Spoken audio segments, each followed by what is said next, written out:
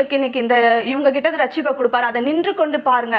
நீங்க என்ன பண்ணுங்க, எதுவுமே செய்யாதீங்க, அமைதியா இருங்க, நின்று கொண்டு பாருங்கள் கர்த்தர் உங்களுக்கு செய்யும் ரட்சிப்பை.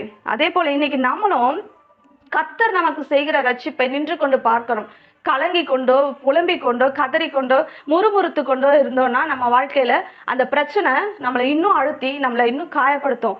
அதனால இந்த இடத்துல கர்த்தர் என்ன சொல்றாரு, உங்களுக்கு எப்படிப்பட்ட பிரச்சனை இருந்தாலும், நீங்க இன்றைக்கு எப்படிப்பட்ட பிரச்சனையில சிக்கி கொண்டு இருந்தாலும் அதை நினைச்சு பயப்படாத, அதை நினைச்சு கலங்காத, முறுமுறுக்காத, நான் செத்துருவனோ, நான் எப்படி அழிஞ்சு போயிடுவனோ, நான் மறிச்சு போயிடுவேன், நான் இல்லாம போயிடுவனோ அப்படின்னு சொல்லி நீங்க கவலைப்பட்டு கொண்டு இருக்காத. நான் உன்னோடு கூட இருக்கிறேன், நான் உனக்காக யுத்தம் பண்ணுவேன், நீ சும்மா இரு, சும்மா இரு, அது போதும். கர்த்தர் என்ன சொல்றாரு, நீ சும்மா இரு, நான் உனக்காக யுத்தம் செய்யறேன். 15ஆம் வசனம் என்ன சொல்கிறது, அப்பொழுது கர்த்தர் மோசேயை நோக்கி, நீ என்னிடத்தில் முறையிடுகிறது என்ன? புறப்பட்டு